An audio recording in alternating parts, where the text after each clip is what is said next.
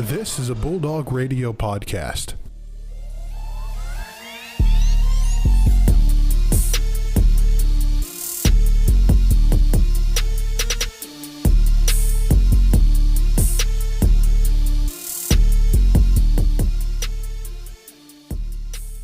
Happy Tuesday, everybody. Welcome back to the most valuable sports podcast. I'm Brandon Worth. That's Joe Nagy. And Joe, we're only 4 days away from spring break. Dude, spring break, I cannot wait for it. It's going to be a blast. I'm not going anywhere. You're not going anywhere, really. We're just kind of chilling out at home. Not really the quintessential college kid spring break where you usually go down south to Florida or, hang out by the beaches. But, hey, R&R is R&R. It doesn't matter where you're at as long as you get some rest and relaxation. R&R is well-deserved. And I'm actually going to do the complete unorthodox thing over spring break. I'm going to go hit the mountain, shred some POW while there's still some snow up north. So y'all can hate me for not wanting the sun. Hey, we're going to have that in 2 months. We're not going to have snow in 2 months. When we get a blessing of 6 inches of snow just out of nowhere, late February, then I think you just got to ride that out till it's gone. But before we get to spring break, we're going to quick hop into the show here. Got a quick little Ferris State Sports Report for you, as well as going into NCAA Division I basketball talk, highlighting the top 6 of the AP poll, all losing last weekend. What? That has never happened before. That's going to be a pretty solid discussion, as well as time permitting, a little bit of the MLB lockout possibility and not having a season this year, which wouldn't be the best. But before we get into that, we have a much-awaited interview, something that me and Brandon have been waiting a long time for. We got the Michaelian twins of the Ferris State Hockey team coming onto the show. So without further ado, let's swing it to the interview. Now joining us in studio, we got the Michaelian twins, Justin and Brendon. Brendon, welcome back. Justin, it's your first time. Thank you guys for coming on the show. Yeah, thanks for having me for the first time. Glad to be back. Yeah, maybe try to say your name real quick so people can understand which ones. I mean, you guys sound like exactly. Well, I'm the same, Justin, but we sound identical, so I don't know if I'm obviously Brendon, so good luck figuring that out. We'll try our best to we'll try our best to differentiate. But first question for you guys: split against NMU last weekend, 7-1 lost the first game, but able to bounce back 4-2 the second game. What was the conversation like after the Friday game to kind of come back and be able to play well? I mean, it was obviously it's not easy losing 7-1. I mean, we thought we prepared well, but I think it was a good conversation that we had as a group, kind of without the coaches. We kind of, had that conversation and, said, hey, we got to be a lot better than that, especially going into playoffs. And, we got to play for each other. We got to have pride in, the Ferris State logo that's on our jersey. And, I thought the guys, responded really well. And it obviously showed coming back and winning that game 4-2 on Saturday. What are your thoughts, Justin? I mean, I thought, Friday was tough, obviously. We just didn't really get a lot of bounces. And then coming into Saturday, I think we prepared, really well. We broke down video, and we, as a team, just knew, we had a lot more to give than that. It was our last regular season game, and we need all the momentum that we can get going into playoffs against Michigan Tech. And thankfully, it was a good bounce-back win for us. For sure. Yeah, and obviously last time, and we talked to you, Brendon, it was before the Michigan Tech series, and you guys ended up playing really competitively against them, ultimately falling just short. But what did you guys see the positives coming out of that weekend, being able to take the number 14 team into basically the final minutes of both games? I think it was obviously a confidence booster for us because we kind of figured out after that weekend we were going to probably end up playing them in playoffs anyway. And I think it's been a story all season is when we're playing our game, we're a pretty competitive hockey team, we can be a really good team. And I think that consistency showed that weekend, and unfortunately it didn't show this past weekend. But I think that consistency and that confidence that we had that weekend, we got to bring this weekend up to Tech, and I think good things can happen.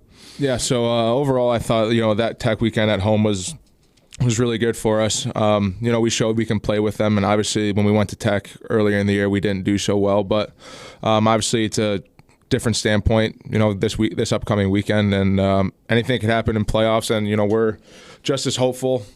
Everyone in the room is just really excited to go up there and prove a lot of teams wrong, so it should be a good weekend. And with senior night being that night when you guys played Michigan Tech, being able to experience that with each other as well as having your family there, how cool is that to be able to have that? Yeah, it was cool because when we first started off playing college hockey, we really didn't think we were going to have a senior night together. My parents thought, one parent was going to have to go to one school and one parent was going to have to go to the other. So, unfortunately, the way this whole ordeal came to be is, not how we expected it to happen. But the fact that we were able to do it together and have like our family there together was just like really special. It was good. Yeah, I never thought I'd be doing a senior night with you. Yeah, no, that's for sure. But no, I think I enjoyed it. It was obviously a tougher year for me with everything going on, and I think, looking at the positive out of that situation is, get to do this whole year with him, and then doing the senior night, being, with him there and doing that little senior salute, seeing him go through it because he's been here his 4 years. I know he's worked really hard for, good things to happen, and then obviously getting to spend it with, our parents. I think that's really special too, and that's something, we'll definitely never forget. Yeah, and obviously we talked with you, Brendon, about the Robert Morris situation that ended up getting you here, but we haven't heard Justin's side of the story of being able to hear like, oh, my brother's now going to come to play with me. What was that conversation like, and how'd you feel having to be able to skate up with your brother? Yeah, no, it was special for sure. I mean, the way the whole thing happened, like obviously you guys heard before, when our coaches called him right away when the whole thing happened, in the back of my head, I was hoping that, we could play together and it would be awesome to play here together, which thankfully we've been able to do so. But also I was thinking, I didn't know really who was going to reach out to him. Like other schools obviously were in the picture as well. And I just really wanted him to find, the best fit for him because, he's a good player and, he'll help any team he goes to. And just the fact that we were able to experience that we were able to get him here and, kind of see the presence he brings to the locker room and on the ice is something, no one on our team takes for granted. I don't really think BMX over here sees that, but a lot of people, appreciate that out of him. Nicest thing he said to me in like 3 weeks. Love to see it. But, what actually kind of made you guys decide to go separate ways when you went into your collegiate career? Like, did you kind of have any interest from RMU that you kind of talked to, or did Ferris kind of reach out to you, Brendon, at all? Well, my college recruiting experience was different than a lot of kids. I think he committed to Robert Morris, December, Christmas? Yeah, before Christmas, my last year. I didn't commit to Ferris until the summer going into my freshman year, so it was pretty late for me. I was waiting to hear back from them really, but I never personally talked to Robert Morris, but he said at some points they were interested in or maybe going to call me here, maybe call me there, but never really did. And then, in the summer, I was kind of waiting for, a school to come out, or I was probably going to go play Division III somewhere, and Ferris called me, and I jumped on it right away. So, yeah. That was another thing, too, is we figured, when I got recruited to RMU, the opportunity was obviously different. He hasn't got that opportunity yet, at that point in juniors, and we both talked about it. We wanted to obviously play together. We would have loved it, but we both also understand we got to do what's best for each other. Whether that's playing together, playing separate, we got to do what's best for us. And at that time, that was a good opportunity for me to take. And obviously, I would have loved if Justin would have been there all 4 years at RMU selfishly, but it just doesn't work out that way sometimes. And now look at us. Now we're together our senior year, so yeah, it worked out. And especially growing up, Brendon, you're a defenseman. Justin, you're on the offensive side. What was that kind of like when you were growing up, kind of being able to practice your specialties with each other? We were battling all the time. We'd fight so much in the basement. So many fights in the basement. So many holes in the wall. He's pushing me. He pushed me through knee hockey in the basement, just checking each other's. Well, no, we used to play that, and then we have a whole room. It's giant. We had a net, full sticks, tennis balls, and we would actually there's one time we got in such a big fight, our parents threw us outside, and our neighbors called my parents, said, "Hey, your kids are fighting in the front lawn." And my mom and dad are "Yeah, we know, just let them be," until we finally dispersed. But there's been broken sticks. I've pushed him through the wall. Yeah, it's been a mess. Had to redo the drywall a couple times. Yeah, more than a couple times. At the end of the day, it's helped us out tremendously, competitive wise. Whatever we do, together, we're always so competitive about. So especially even in the summer, when we're golfing, we're enjoying it, but we want to beat each other. Everything is competitive in our house. I hate losing to you. Yeah, everything in the house is competitive. So who's a better golfer? Dude, we're even. I hate to say that, but we're pretty even. It switches off every time. It does. He'll win a couple times in a row, then I'll win, then we'll go back and forth, and we'll tie. I don't know. We're pretty even. Yeah, we are pretty even. There's maybe some games that or some games, but some part of his games that are better than mine. Usually, this past summer, he was really good with his driver, and I was so inconsistent. So but when he hits his driver well, he outdrives me. I hate to admit that, but it's true. But it doesn't affect the score, so it's all right. Hey, you might be DeChambeau, get it 330 to the green and not be able to make a putt, There you or go. or maybe Exactly. you fill and just chip it in. Hey, people get it. People get it in different ways. But Joe kind of leaded it in. I mean, obviously with you guys both on the show, we would love to hear the who's better of the questions. And Joe obviously started off with the first one. Who overall out of you two, who do you think's the best singer out of the two of you? Neither. We were both brutal We're singers. both horrible. All but right.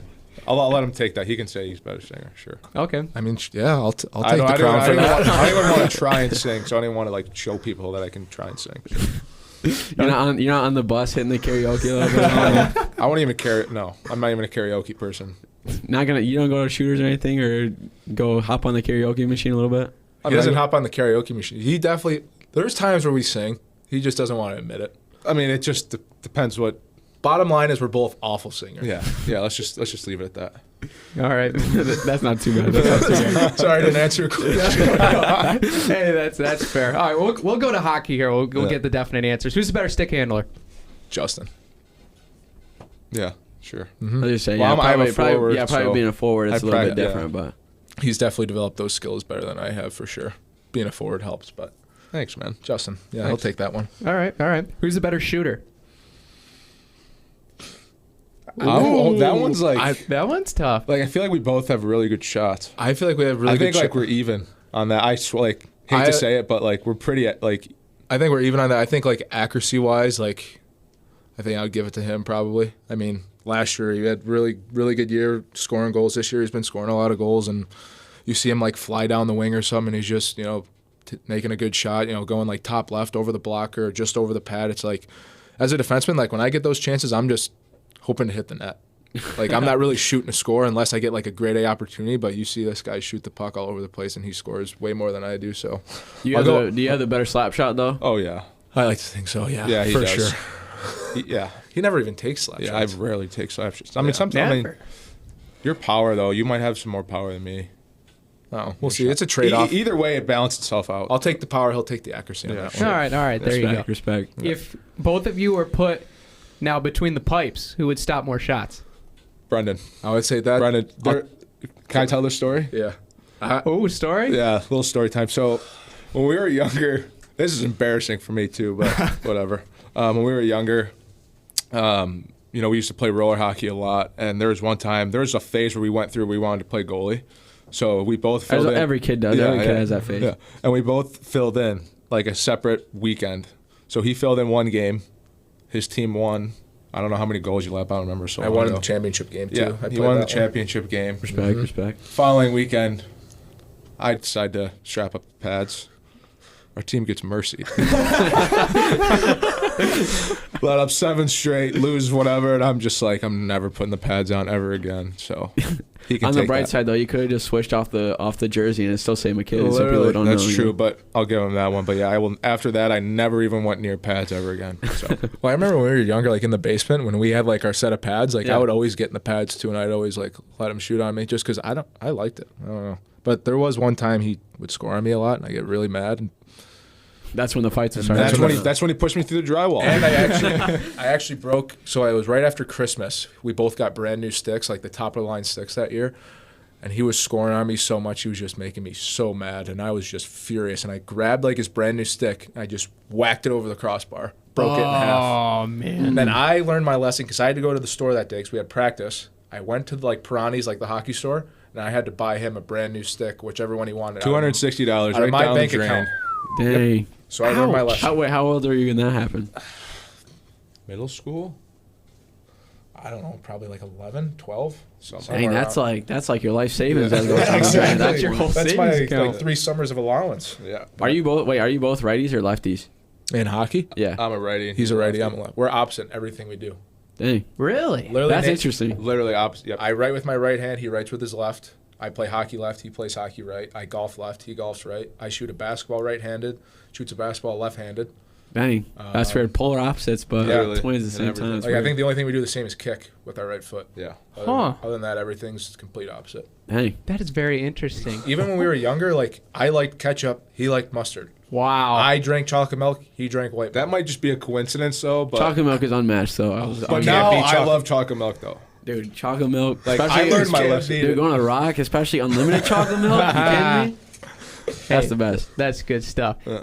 Let's see. Who's the more of superstitious? Because we heard Brendon's side of the story, but we don't know your side, J-Mick. Do you have more? I don't know if I have more. I might. Or what's different, I should say. I think- What's a different part of your routine? Yeah, go for it. Well, he told you like what we do like before the game. I mean, I'm not like he said he started his like Thursday night like with the boots and everything. Like I don't do that. I mean, sometimes I'll do it, sometimes I won't. Depends how I'm feeling. But like, I wake up Friday morning. I usually have like the same meal, like a light like bowl of oatmeal or something. Go to the rink, stretch, foam roll, tape my stick, get on the ice for morning skate, do whatever, and then after morning skate, I like to say like it's really detailed, but I'll just give you like the gist of it. But like I'll go home, we'll hang out, go to pregame meal, eat that, and I'll go home. And I'll like get right in bed. I'll like sit on my laptop for like a half hour, 45 minutes, like just watching like videos or like Netflix or something. Yeah. And then take a nap. And when I get up from my nap, I, shower. I got to get dressed the same way though. When I put my suit and tie on and everything. Yeah. Left side first for everything, like sock, pant leg, shoe. Same thing in the locker room too. Yeah, and then like I go to the rink. First thing I do is I get in like my Under Armours and all that stuff. Do a little bit of stretching, tape my stick, and then I go play soccer. And then what else is there? And then usually like when we go do our like dynamic warm up, I'll listen to music from that point. And then from like our dynamic warm up, I go sit in like the boots for 15 minutes, and I literally like run into the locker room and get dressed because we only have like 10 minutes or something left to get dressed at that point. Then I'm not going to go into detail, but on the ice warm up, I do like the same thing every single time. Creature of habit, though. Yeah, like same exact thing. Like just it's just too much to like even level off. Got to do the same exact like warm ups and everything every time. Yeah, like in between each drill, like it's crazy. So I'm not even gonna go into that. I'm not gonna take up the whole 5 minutes to talk about it. The thing is, like, I think I'd say he's more superstitious because he like sticks with like he doesn't change his stuff. Like I feel like sometimes like I'll catch myself changing things, like all the time. But like if I'm on like a cold streak, like I'll change something like very like minuscule. Yeah. Little. Yeah. Yeah. Don't throw out the whole thing though. No, Yeah. but like, yeah. So like even when I'm getting dressed, like I put everything left first. The only thing that goes on right side first is my elbow pad. Don't know how that came to be or what, but just started somehow. Yeah. You just had to keep going. Yeah. So there's a bunch. I'm not going to get into all of it just to save some time. Yeah. But I would say we're both like equally like superstitious. Yeah. That's not equal too in a bad. lot of things. But I do like to Yeah. change a little bit, like the past couple of games, like I've been kind of cold, like I haven't had a pointer or anything. So like there's just like little things I've noticed myself that I've just like changed. I'm like, you know what, like today I'm just not going to do it, or Yeah. change it up a little bit and see what happens. Yeah, for very, sure. Very interesting. Superstitions. Yeah. Especially with college hockey players. I feel like that's something that kind of goes under the radar. It's Yeah. such like a mental. Every mental guy thing. has a It's superstition, horrible. whether they like to say it or not. I know every guy in our locker room has. They do something like the same every game day. So Yeah, it's it's funny. definitely a hockey thing, as I'm sure it is for like all sports. All athletes are like that. Yeah. Yeah, for sure. And you guys mentioned earlier, before we started recording, you guys are leaving tomorrow after practice to head up to MTU. Long bus ride, but it's CCHA playoffs, and Houghton is probably one of the toughest places in CCHA to play. They got great fans. We saw their ability to travel on senior night. What's the approach to going to a very, very tough game against a South Husky squad in a very hostile environment? I think, like, honest to God, like, it's going to be a tough place to play. I mean, it's always tough to play there no matter what, but for playoffs, it's going to be even harder. But I think a lot of guys in our room will, like, feed off, like, the crowd and the energy. Like, a lot of guys, like, this week have just been, like, I'm actually, like, excited. I mean, everyone's excited to play there, but everyone's, like, the crowd's going to be into the game, like, and it'd just be awesome to, like, go there and just, like, shut them down. You know? feed off kind of like the negative energy more, or just kind of tune that out? I mean, usually, like, in a game, like, I don't even, like, hear, like, the crowd in a game. Because I just don't pay attention to it. Yeah. I mean, sometimes I do, but, like, for the most part, like, I'm just so, like, focused on the game where I don't even, like, think about it. But there it's going to be hard to, but I think it's going to be such a hard place to play in. And they play so well at their rink, but we just have to bring our best. I don't know. The thing I like about playoffs, I think it's like a mental thing for everyone. It's a new season. Like literally the regular season, 0-0. it doesn't mean anything anymore. Like rankings, like whether you're first, second, seventh, like whatever you are, it doesn't matter anymore. Like new season, like everything's flat, new surface, like anything can happen. We just go play a good couple hockey games and, we can come out and win those games. Yeah, for sure. And we wish you guys the best of luck for those this series upcoming. Thank you guys so much for coming on the show. We know you guys got a busy schedule and stuff like that. Got to get the superstitions as well before you guys head out on the road. But thank you guys so much for coming on. Yeah, thanks for having us on. Appreciate it. Us.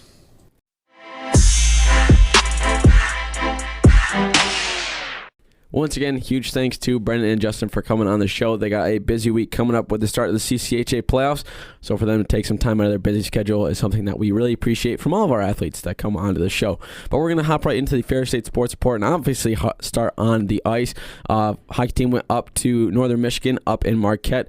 Got the split on the weekend, 7-1 loss the first night on Friday, but able to 4-2 W on the second night.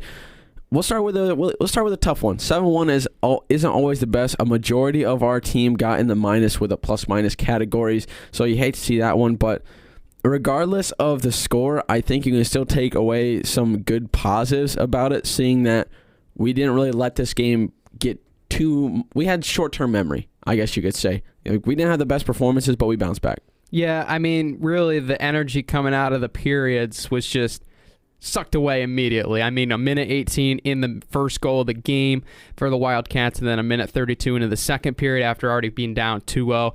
They certainly got theirs in bunches, and that's been the thing that we've struggled with this year. But, I mean, you got to give Northern credit. I mean, they played well, and especially after that weekend at Bowling Green where they really did some damage. And, I mean, they're showing that they're a pretty lethal team. And offensively, they're a really good offensive team. I mean, there's a reason why they're one of the best goal-scoring teams in the entire conference. So, I mean, 36 shots is hard to take against. And just the fact of they always get, it seems like, in quality as well.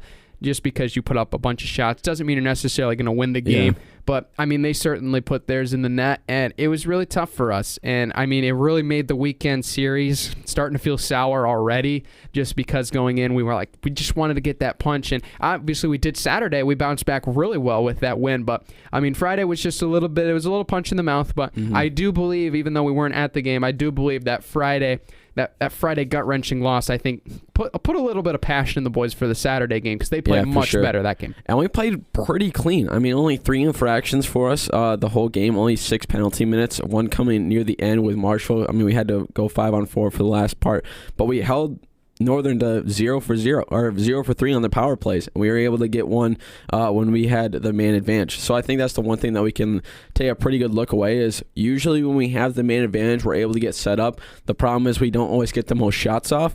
But regardless, when we are able to see that success, I think that's going to be solid for when we have to take on Michigan Tech in the opening round. But then we're going to hop into Saturday, 4-2. That one was a lot better of a game every single not every single freshman, but every goal scored was scored by a freshman on the team, which was super cool to see our young core, get involved and be able to kind of have some success late in the season. That's something that you love to see. That is something that you love to see with this program, just showing that the youth is building upward in this program, and you see the light at the end of the tunnel and what it could be based off of this night. But I mean, that was a super cool experience. Just the fact of it was a really a gritty first period, chances both ways, none of them go finding the back of the net.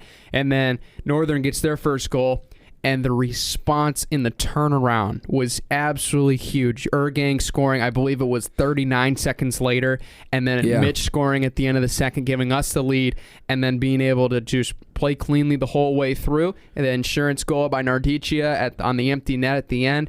It was just a good way to wrap up regular season play, and I think that's one of the, even though you lost on Friday, even though the chips were down going into Saturday, being able to come back, deliver that punch, and being able to ride that into Michigan Tech is going to be huge, because that's going to be a scenario where we might likely see them next weekend is how are they going to respond when Tech's powerhouse offense is able to get in the net, and then they're just going to have to stifle on the wall and defensively. How are we going to be able to punch back after being scored on? Because that's been one of the things this year is when we're able to score early, but then the other teams come back with a response. What do we respond with? The responsiveness has been the thing that's been a little inconsistent this year. Because especially with, of course, third period woes have been a big part of this team and the big story around it. But this is one thing that you say they can turn it around and they can show that they can do and play better with this response. So this is definitely a positive going into this week because it's going to be tough. It's not going to be easy. We saw that this last weekend, but we showed we can play them tough. Doesn't matter if they're number 14 in the country. Doesn't matter if they're 2 in the conference. We played them tough that whole last weekend, and we can do the same this upcoming. Yeah, for sure. And that's a good thing, too, to toss it back to Saturday's game. Northern Michigan and Michigan Tech are some of the hardest places to play, I think, definitely the CCHA, and you can make the argument for all across the nation. I mean, there's not too many that rival. Dog Pound used to be that, kind of fell off a little bit, but to be able to go into a Saturday game where a lot of people are expecting another big loss for you, and then just be able to silence the crowd and play really well, that's a big thing. And like you mentioned with the third period, not having those third period woes was huge. Being able to score first, I think, in the third period is something that's going to be on our minds, and that's going to be the thing that's going to put us ahead for these games upcoming with Michigan Tech.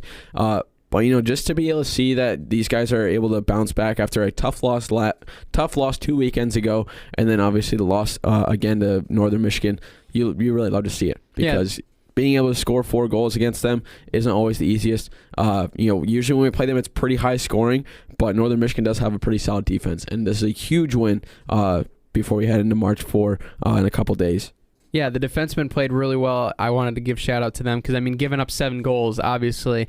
That's a punch you don't want to take at any level of hockey, and the way they were able to respond and be able to hold them to 2 the next game, even though Northern had more shots and they had more shots on net, and they did a great job being able to get the blocks and even able to create opportunities. Evan now put a shot on net, which ended up leading to one of the goals off of a rebound. So just those opportunities from them was absolutely huge, and really when you look at what this team is growing.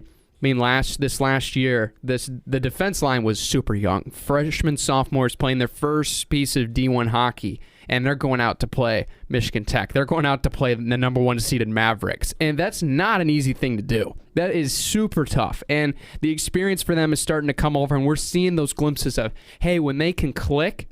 We're not saying the Red Wings type of, click as of yet, but you can see those little glimpses of what can happen. And this young group can really turn it around in some nights. And when we have seen that, it's made hockey so much more fun to watch. And I think if we continue this progression, we continue to see this improvement, we're going to see the Dog Pound hopefully get back to where it was before, because when it is bumping, it's up there. It really has to be up there. It's tough to beat that, and I think that's one thing that I would love to see in our college career is see a packed dog pound. That is really cool to see. But a packed house was for basketball last week, so we're going to swing on over to the hardwood.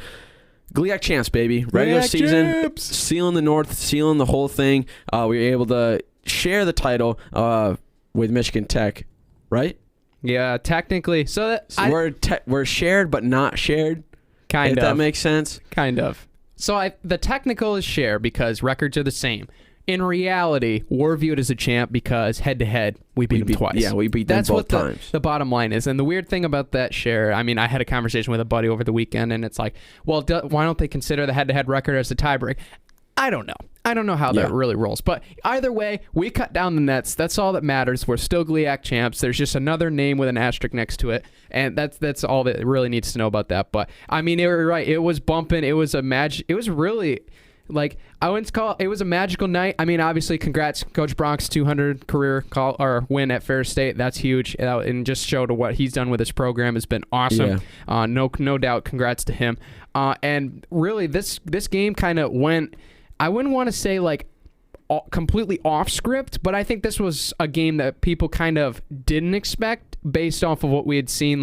We thought they were going to come out guns a-blazing against this team. We saw a higher score game, but Michigan Tech likes to slow down the tempo, and we weren't afraid to also play that way. But, really, one of the biggest things in this one was we were able to capitalize in such a gritty of a game because, there were turnovers, there were lots of fouls, and really it seemed like who was going to make those big plays in the big moments.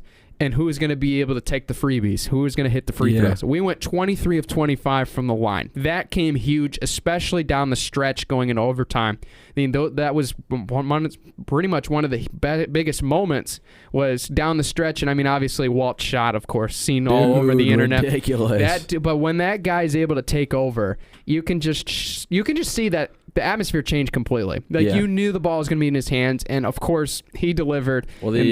Well, really well needed. It's been a long time since we've seen that, and it was cool. And well, the thing about when Walt takes over, it's like you can just feel the energy in the whole stadium get even much better, because you had the football team on the side that are when we played Michigan Tech, we honored, I think it was the football team, the tennis team. There was a packed house, and the football team really showed out with their support. I mean, they made the atmosphere ridiculous. Maybe a little bit too much, but I think that's the one thing is. Like, we got a lot of chance going. Like, the crowd was into it. I think, like, when we got the ball, there was tons.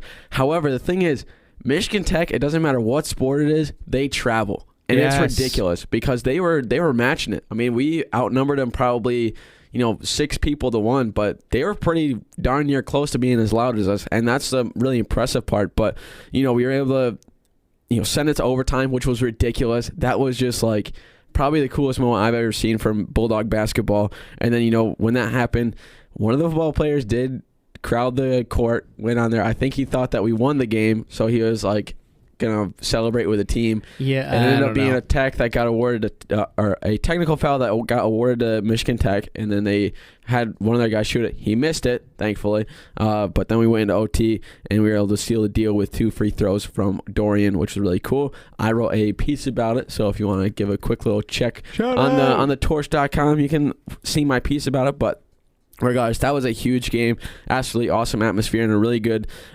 booster for the late part of the season. However, when we welcomed Northern Michigan to town a couple days later, not the greatest thing that we would have saw. We did lose that game 93-87, thanks to just a ridiculous performance by Max Bjorklund of the Wildcats.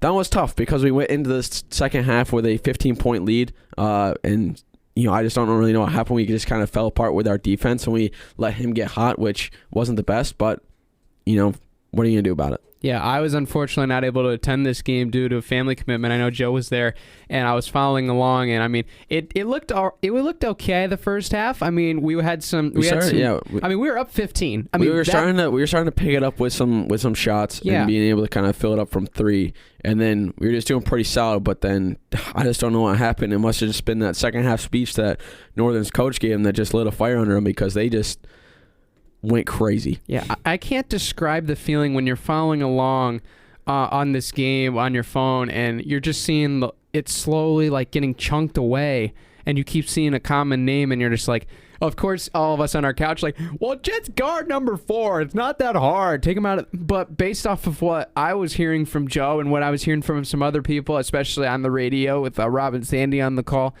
there was not much that anybody could do. It didn't matter. The guy literally could not miss. Yeah, it didn't matter if you had a hand just like pushing on his face, if you gave him contact or whatever. It's just if he got the ball, you knew he was going to shoot it. And he got the ball off a lot of give and goes. He would dribble maybe two dribbles past the half-court line, let it fly. There was maybe one shot that he was just wide open, and that was the first one that kind of led this train or whatever. But the guy had 40 second half points. 40 second half points, dude. He was 14 of 15. What are you even talking about? That is absolutely ridiculous. He went 9 for 10 in the second half, and I don't think you can really do much about that, especially when, they're coming off a huge win against Lake State, too, where they had multiple guys in 20-point range. And I think when you look at that game, it's like, what are you going to do if that happens in GLIAC? What are you going to kind of look at when you need to get a stop against this guy who's hot? Like, how are you going to stop him down? And I think that's the one thing that a lot of guys were talking about. I talked to Dorian a little bit after the game as well, and he was like, that was a learning moment for us, kind of being able to learn how to stop him, because when a guy's having an individual performance like that, and the other teams and the team's not really picking up, kind of the scraps or anything like that, you're able to find like, all right, if we're able to shut this guy down, that's what we need to do. But how is that going to happen? And I think that's the big thing to get ready for when we play Davenport, because I'm not sure if they have a lot of guys who are able to take over and kind of have that effect.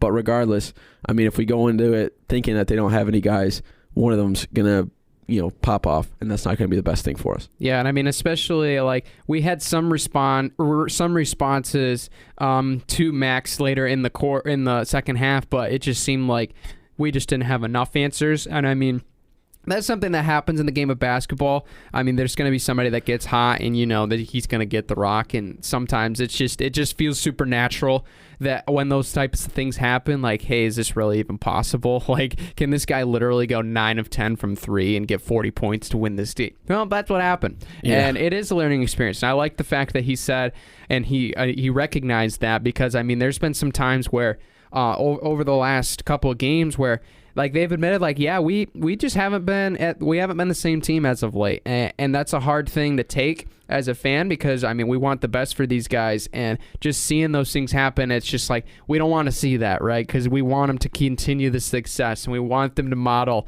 the success that we've had in years past, and just seeing these games kind of slip away is something that you're just like, well, now what if we had four less losses over this season when we look in the record books? And that's something that you don't want to look at, but sometimes you just do look at, right? Like the 2018 national championship team. What if they went undefeated? What if the Lake State bump didn't happen? Undefeated, one of the greatest teams in Division II history, 100%.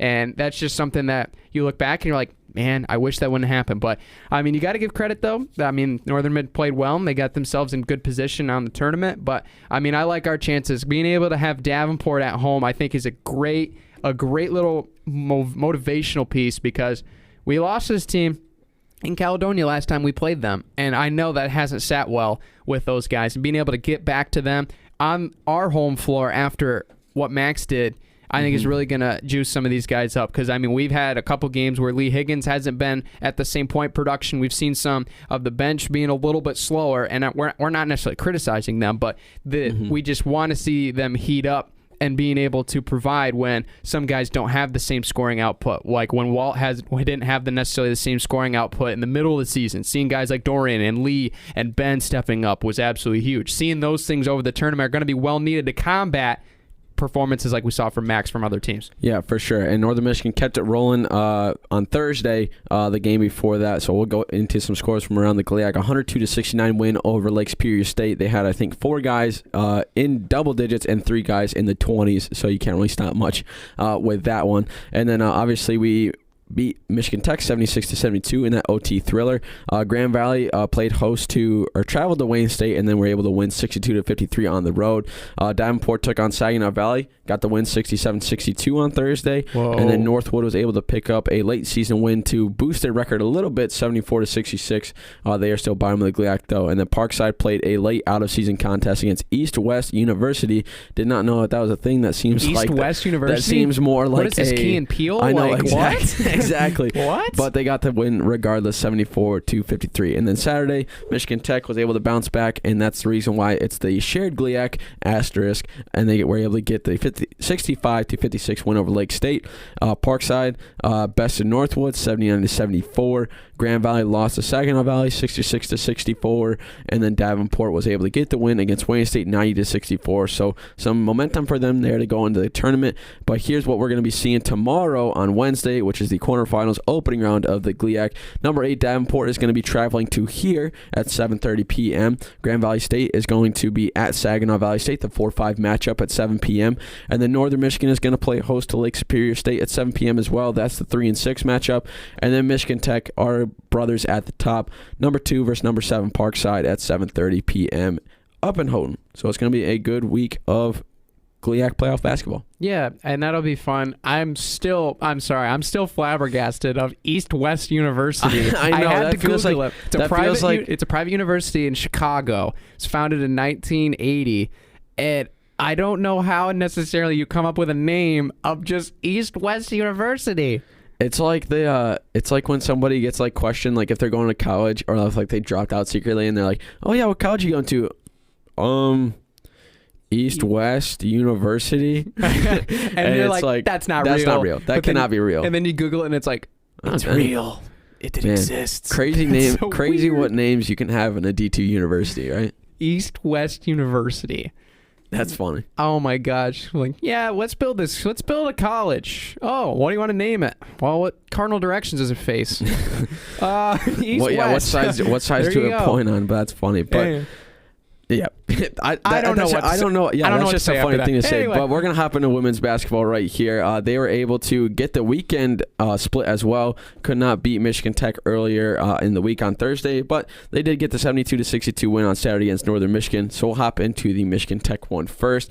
This one was a pretty tough one because they just played pretty well all throughout the game. They made some threes. There was a couple of turnovers that kind of proved costly, but when you have Michigan Tech number 42, they're 5 getting 23 and then just being a beast on the rebounds. Like, well, you really can't be doing much there. Yeah, Sarah Dax really hurt us down low in the Tech game. She was phenomenal. She had 23 points.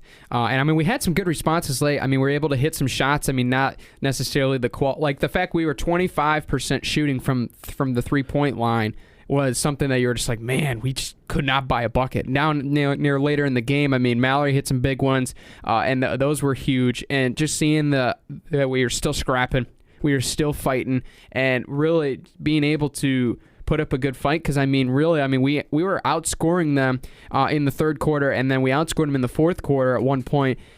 Despite such a slow, we only had 7 first quarter points. We started off really slow. There was just nothing that was falling, and that wasn't necessarily from bad offense. It was just simply like we had a couple layups that literally just rolled out. Just the worst luck of all.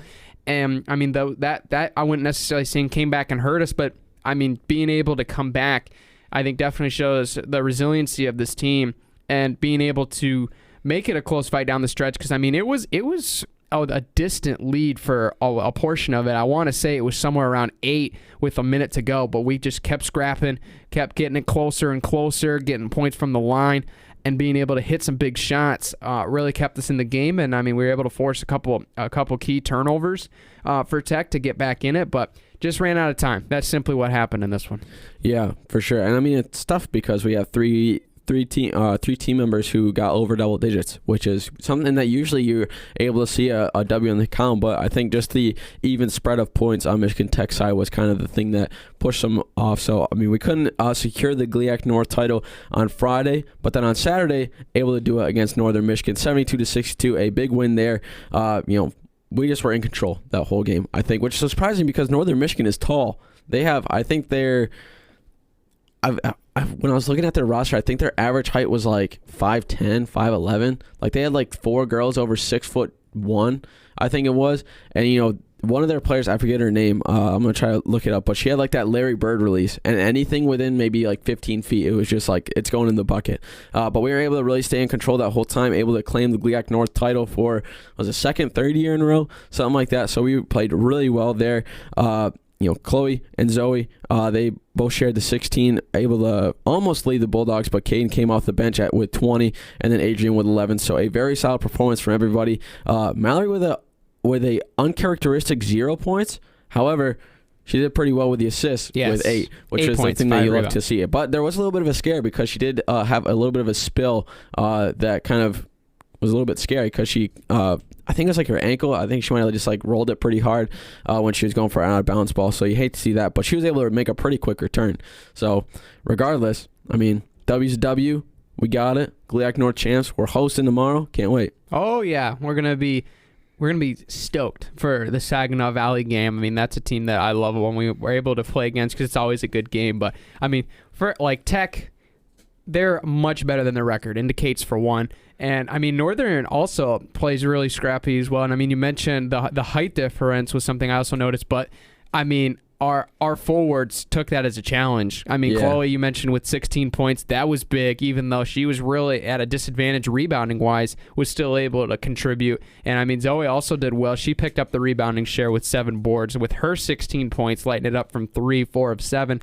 And yeah, you mentioned Caden off the bench. That was a pretty cool a pretty cool tribute to Samantha Krause, who's the senior on senior day, able to start. That was pretty cool. But you knew Caden was going to be in the game down the stretch when needed to. But she contributed huge with the 20 and also 7 boards. So really able to pick it up. We were trailing after the first quarter, not an uncommon MO, but the response was huge.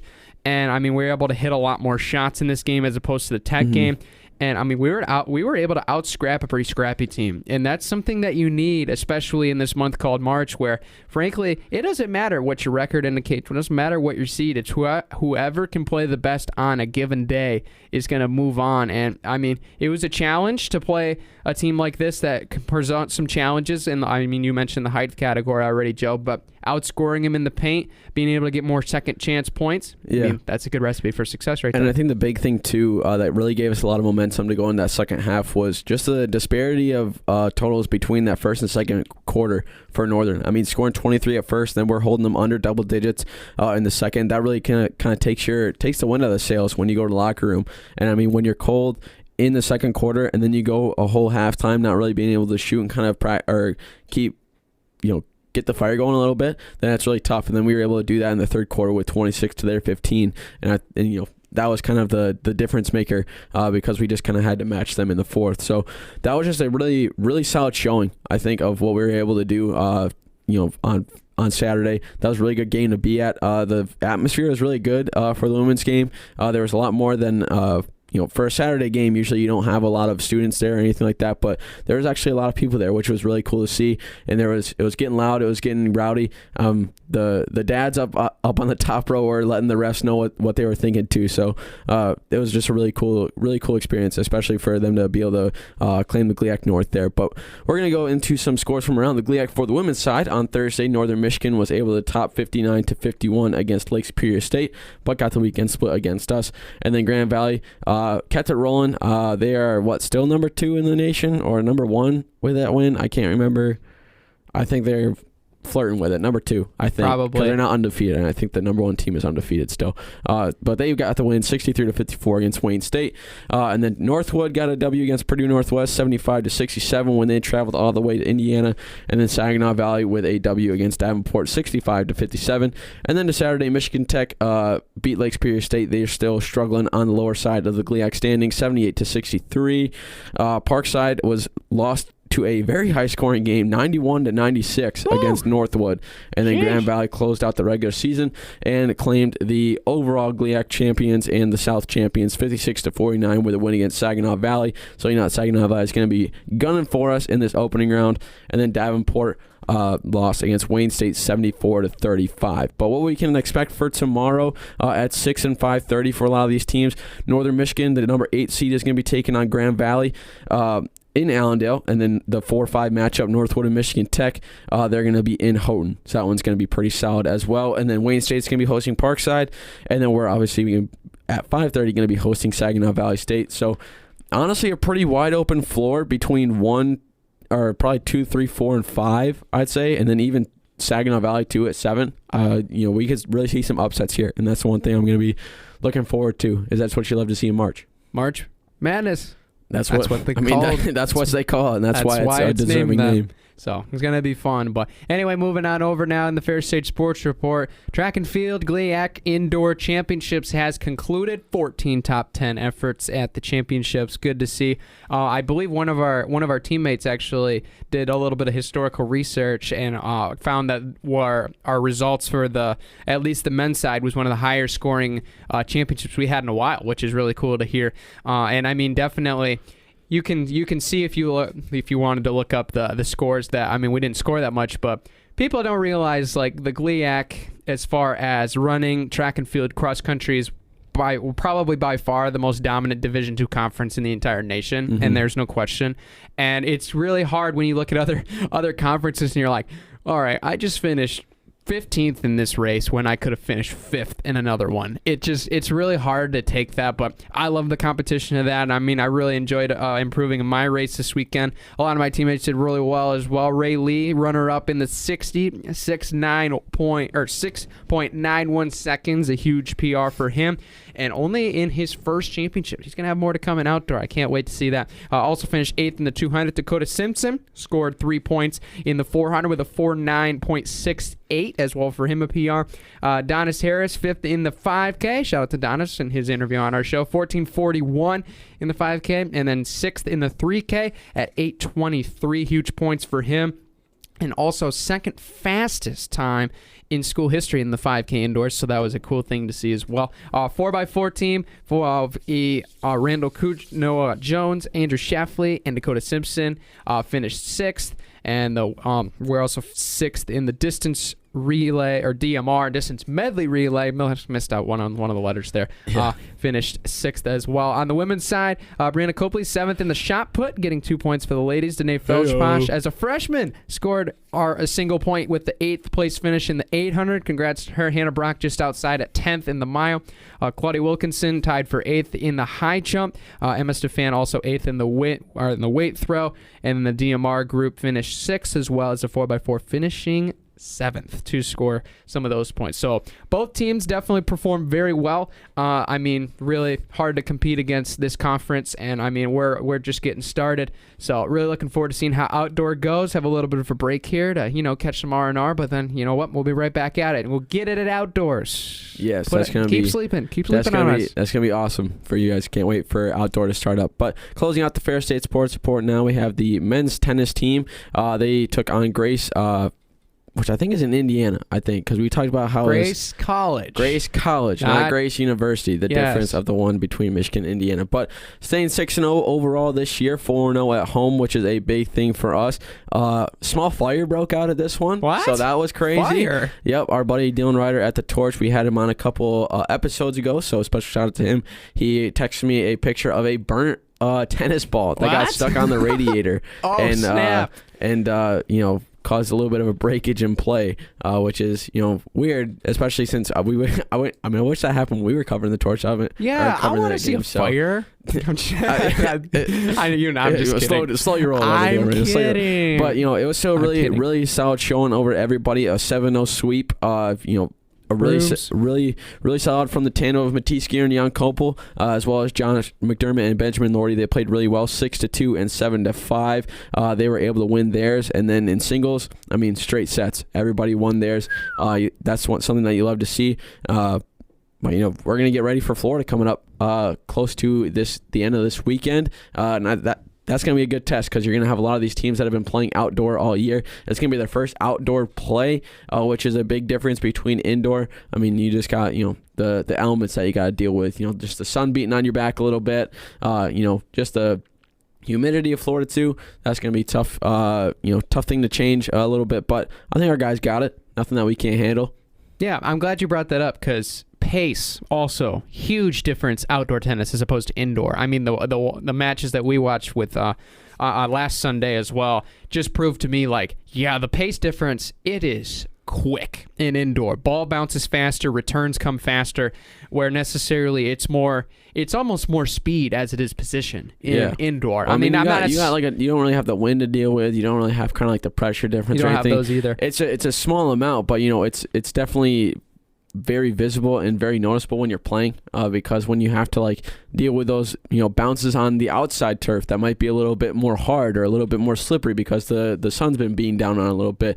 The spin of the ball might be different. Maybe someone's going to have a backspin that's going to bounce a little bit farther back, and you got to get ready for that. So it's just a lot of different avenues that they got to be ready for that I think our guys will be solid for. Doran's been working these guys all week, especially if you looked at the recap from Ferris State Athletics. They're just getting ready for a lot of these teams who are going to be grinders when we go down to Florida. So yeah, the fact that you mentioned tough teams that have played outdoors pretty much all year is going to be a big test, but it's a good test. Over spring break, it's still pretty much you would consider exhibition. Doesn't truly matter in the end of the regular season standings, but it's a great way to get used to outside because it's March in Michigan, which means we could have 70-degree weather next week, or we could freeze over in 10 degrees with snow. You never know what's going to happen. So there's going to be a good chance for this team to be able to get that experience against some tough competition and be able to roll it over once the outdoor comes and be able to try to defend our conference crown.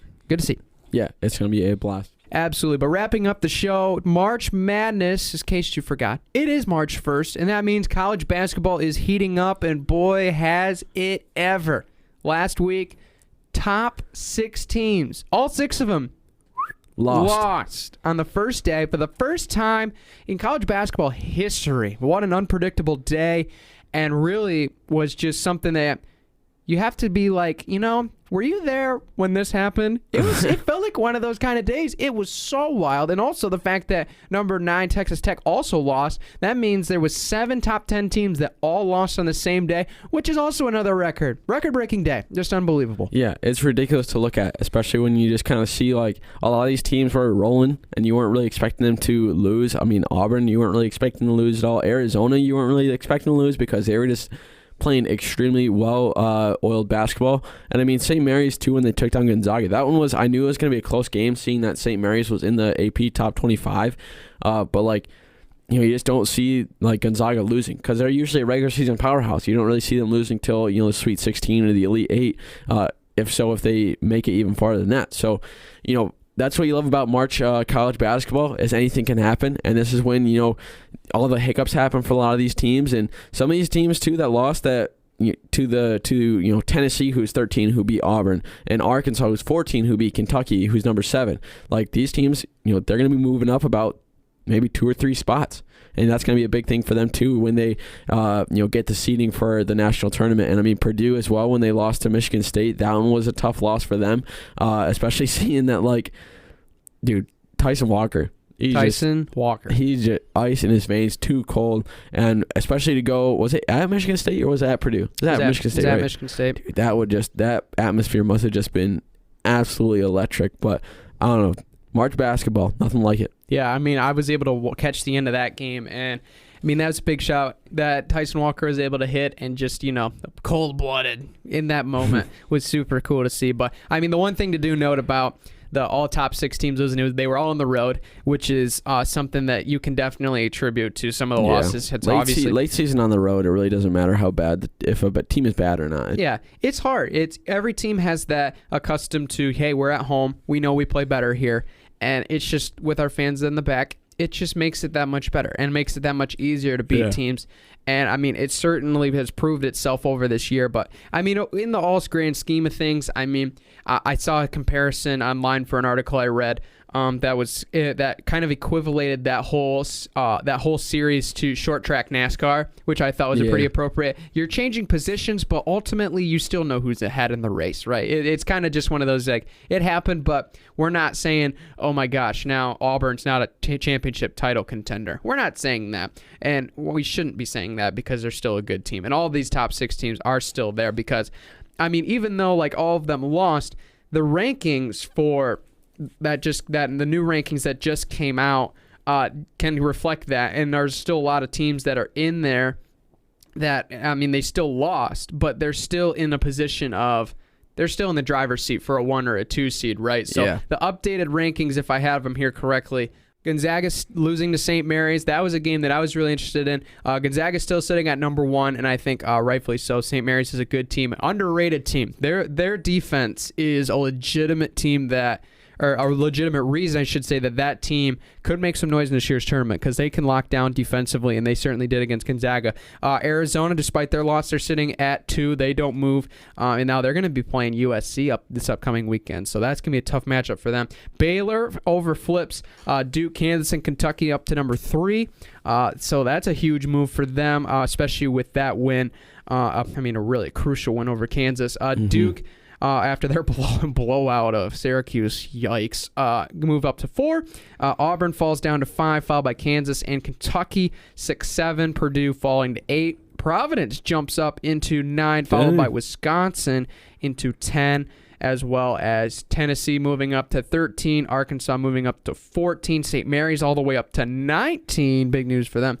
And also, I believe we had the only other team that jumped into the top 25 would have been Iowa, if I remember correctly. But they also might have been teetering on the top at the 25 spot. 3, 4, 5 Big Ten teams in the top 25. Yep, it was pretty solid, and it's kind of spread out. I think the SEC might be pretty close as well. But other than that, like, it's a good mix of a lot of different conferences. Something that we haven't really seen in a while. Because I mean, last year it was like Big Ten dominated. I think it was almost 8 teams in the Big Ten were in the top 25, as well as, the ACC was kind of dominating a little bit. So it's nice to see that a lot of these teams are like spread out through a lot of conferences, and we'll see that especially with March Madness, how it's not going to be kind of dominated with anything like that. But the one thing too that I'm super excited for is just, bracket time. Making the brackets that are going to be coming out probably next week at some point. So make sure you fill it out for spring break and get ready for that. But dude, March Madness is here. We're ready. March 1, 2022. I can't wait. You got any early predictions for who's going to take the chip? Early predictions. I mean, you know how much I love the Bears and how much goodness they've given me. I should definitely be on that train. Them sitting at number 3. Definitely one that I would be considered in. But I mean, I'm looking at a lot of these teams down here. Are you requesting for contenders or are you requesting for sleepers? Both. Like, who are you? I mean, I kind of think that Duke's going to go far this year, especially with Coach K's last year. They're going to be playing, with a little bit more of a fire under them and a little bit more of a chip on their shoulder. I think Wisconsin's going to do pretty solid. I think they'll probably get maybe past the round of 32, maybe into the Sweet 16. We'll see with that. I'm excited to see what Auburn's able to do. Baylor too. I think a sleeper pick is probably going to be St. Mary's. That one's going to be one of the dark horse picks. Murray State as well is back in the top 25, and we haven't really seen too much of them since the John Morant days. So I'm excited to see if they're kind of going to make a run again as well, and they could be a kind of a sleeper pick, but we'll see. Yeah, if I were to pick my favorite right now to win it all, I mean, I would put Gonzaga up there, but I'll tell you what. I don't buy the number 1 overall Chet Holmgren hype. I don't buy that. I don't know, because like he's really talented as a shooter, and he's like a very talented big man shooter. But I think when you get down to the post and he meets a team that's gonna have a guy who has a little bit more meat on his bones and is able to kind of jostle him around down to the paint, he's gonna struggle. And I think that's gonna be the main reason why Gonzaga is gonna lose, because it just takes one big man who can lock him up and kind of hold him to just over double digits or single digit points, and that's a big avenue of their scoring and a big avenue of their points that just kind of goes out the window. So I think Gonzaga is going to be a team to watch out that's going to go out early. I think they have a possibility for that. They're going to kind of continue their reputation of that team. But there's some other teams. Houston, I'm pretty excited to see as well. We haven't seen them since Michigan took them out a couple years ago. Oh yes, sir. And then Texas Tech as well. They're kind of rolling to 23-7. So there's a lot of teams who could be sleepers.